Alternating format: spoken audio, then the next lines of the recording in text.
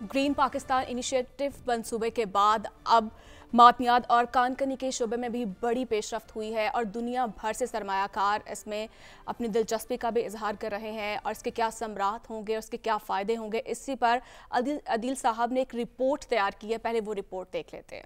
जी, पाकिस्तान कुदरती वसाइल से माला माल है। कुदरत के ख़जाने जो हैं हमारी ज़मीन तले भरे हुए हैं, लेकिन हमेशा ये सवाल उठता रहा कि आखिर हम इन ख़जानों से, इन वसाइल से फ़ायदा क्यों नहीं उठाते। तो आज हम आपको खुशखबरी सुनाएंगे कि पाकिस्तान की किस्मत किस तरह से बदलने जा रही है। ये वो इलाका है, मैं इस वक्त शुमाली वज़ीरिस्तान में मौजूद हूँ, जहाँ किसी दौर में दहशतगर्दी प्रोड्यूस हुआ करती थी।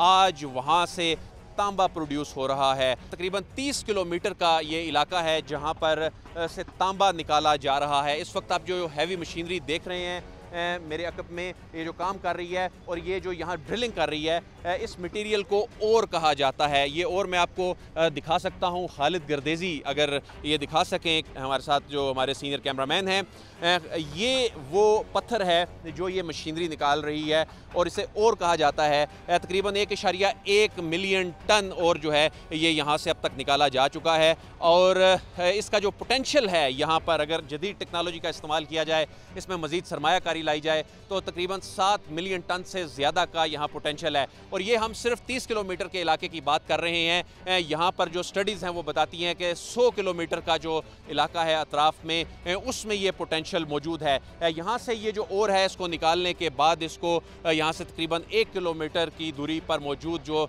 प्लांट है वहाँ पर ले जाया जाता है, जहाँ पर इसकी प्रोसेसिंग की जाती है और उसके बाद ये तांबा एक्सपोर्ट भी हो रहा है। जी हाँ, आपको ये जानकर खुशी भी होगी, हैरानगी भी होगी कि ये तांबा यहाँ से एक्सपोर्ट भी हो रहा है और 22,000 टन तांबा यहाँ से एक्सपोर्ट हो चुका है। तो पाकिस्तान में जो तांबे के ज़खायर हैं वो तकरीबन $6 ट्रिलियन के ज़खायर हैं। अगर सिर्फ दीगर मिनरल्स को छोड़कर, दीगर चीज़ों की माइनिंग को छोड़कर सिर्फ हम तांबे की अगर बात करें तो ये $6 ट्रिलियन के जो ज़खायर हैं, अगर इस पोटेंशियल को टैप किया जाए तो ये पाकिस्तान की मईशत को बदल के रख सकता है। इस हवाले से जो गैर मुल्की सरमायाकारी का जो माहौल पैदा करने, यहाँ अमन पैदा करने का क्रेडिट पाक फ़ौज, उसके जवानों, यहाँ के अवाम को जाता है और उसके बाद यहाँ जो सरमायाकारी लाने के हवाले से इक़दामात का क्रेडिट भी जो सिपा सालार हैं, उनका जो इनिशिएटिव है, जो स्पेशल इन्वेस्टमेंट फैसिलिटेशन काउंसिल, वो एक ऐसा फोरम बना दिया गया है जो कि दुनिया भर के सरमायाकारों को बता रहा है कि पाकिस्तान में कितना पोटेंशियल है, यहाँ पर सरमायाकारी के कितने मौके मौजूद हैं। तो SIFC का जो अहम एक बैठक इस्लामाबाद में होने जा रही है 1 अगस्त को, जो कि माइनिंग से मुतल्लिक है, जिसमें बैरिक गोल्ड्स में दुनिया की बड़ी कंपनियां शिरकत करने जा रही हैं और 1 अगस्त को उन कंपनियों को उस सेमिनार के ज़रिए, उस कौमी तकरीब के ज़रिए ये बताया जाएगा कि किस तरह से यहाँ पर पोटेंशियल मौजूद है, कि पाकिस्तान में जो ख़जाने मौजूद हैं किस तरह से इस पोटेंशियल को टैप किया जा सकता है। हमारे साथ सैयद अतहर अली मौजूद हैं, डेप्यूटी मैनेजर माइनिंग हैं इस प्रोजेक्ट पे, उनसे बात करते हैं। अतर साहब, ये बताइए कि ये इस प्रोजेक्ट पे कितनी डेवलपमेंट, कितनी बड़ी इस पेशरफ्त इस वक्त तक हो चुकी है और आपकी टीम के कितना ह्यूमन रिसोर्स है और यहाँ पर किस नौइयत की जो मशीनरी है वो काम कर रही है? अस्सलाम वालेकुम, Syed Athar Ali, deputy manager mining. 2 साल से मैं इस प्रोजेक्ट पे काम कर रहा हूँ। जो पूरा अरसा इसको हो गया, इस प्रोजेक्ट को इनिशिएट हुए हमारी जो एक्सट्रैक्शन है और की, वो 6 साल हो चुके हैं। जो हमारा यहाँ पे ओवरऑल जो रिसोर्स है वो 7 मिलियन टन का रिसोर्स है। तो हम अभी तक जो है वो 1.5 मिलियन टन्स ऑफ ओर यहाँ से एक्सट्रैक्ट कर चुके हैं। ये आप माइनिंग सर देख रहे हैं, यहाँ पे हमारे पास एक्सकेवेटर, डंपर्स और लोडर्स जो हैं, जो एक स्टैंडर्डाइज माइनिंग, ओपन पिट माइनिंग में इस्तेमाल होते हैं, वो सब यहाँ पे इस्तेमाल हो रहे हैं। हमारा जो एक्सट्रैक्टेड ओर है ये यहाँ से ट्रांसपोर्ट होता है, ट्रांसपोर्ट होने के बाद जाता है प्रोसेसिंग प्लांट पे। वहाँ प्रोसेसिंग प्लांट्स यहीं पर ही हैं सर? बिल्कुल, ये 2 किलोमीटर के फासले पे यहाँ जाता है और ये प्रोसेस होता है और फिर हम इसको एक्सपोर्ट करते हैं। यहाँ पर आपको ये सारी सिचुएशन जो हमने दिखाई कि यहाँ से किस तरह से और निकलता है, ड्रिलिंग होती है और उसके बाद यहाँ से इसको जदीद तरीन जो प्लांट यहाँ से 1 किलोमीटर के फासले पे वहाँ ले जाया जाता है। तो आइए चलते हैं उस प्लांट में, चलते हैं और उस प्लांट में देखते हैं कि किस तरह ये इसको रिफ़ाइन करने का जो अमल है वो जारी है।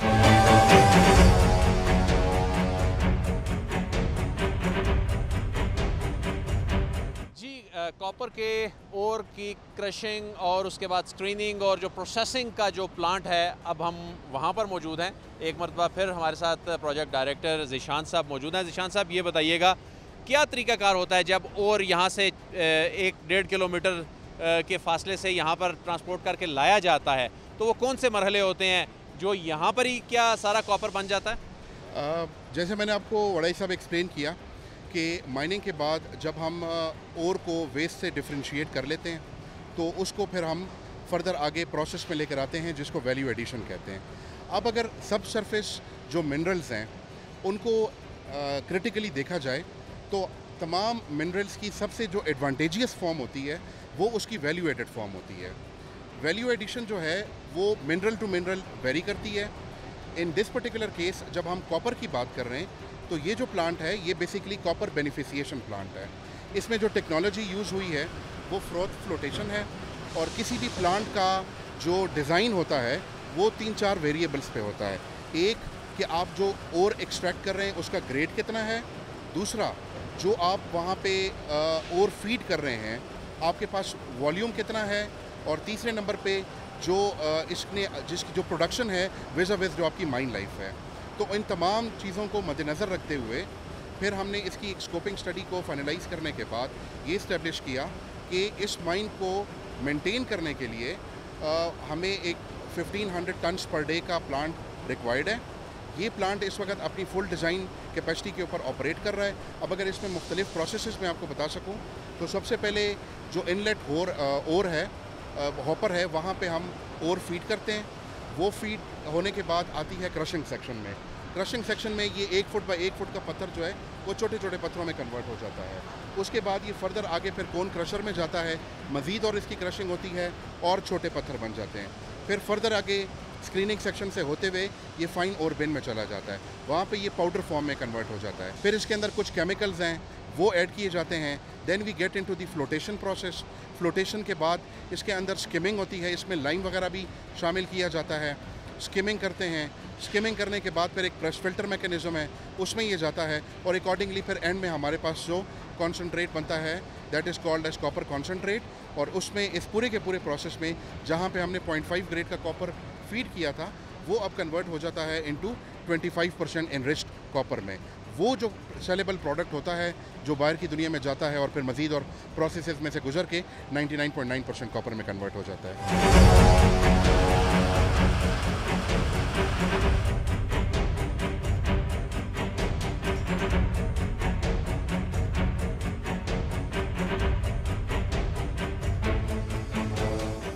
मोहम्मद खेल कॉपर प्रोजेक्ट की जो माइनिंग का प्रोसेस था उसके बाद यहाँ पर उसको जो रिफ़ाइन करने का जो प्रोसेस है उसके लिए हम जो प्लांट है वहाँ मौजूद हैं। तो यहाँ पर कुछ वर्कर्स हैं, उनसे बात करते हैं।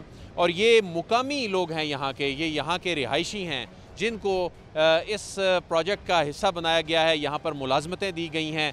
उनसे बात करते हैं। अस्सलाम वालेकुम। वालेकुम सलाम। आपका नाम क्या है? मेरा नाम मोहम्मद इख्तियार है। मोहम्मद इख्तियार साहब, ये बताइए कि आपको रियासत ने कितना बाइख्तियार बना दिया कि अब से चंद साल पहले की सूरत हाल जो है वो क्या थी, और आज जो है आप एक बड़े प्रोजेक्ट का हिस्सा हैं, रोज़गार कमा रहे हैं। सबसे पहले हम तो अल्लाह ताला के सबसे बड़े शुक्रगुज़ार हैं, क्योंकि अल्लाह ताला के फजल करम से इधर हमारे लिए एक प्रोजेक्ट लग गया जिससे हमें घर बैठे नौकरी मिल गई। इससे पहले मतलब इतनी बेरोज़गारी थी, न कोई रोज़गार था, न कोई इंडस्ट्री थी, कोई आमदनी का कोई ख़ास ज़रिया नहीं था।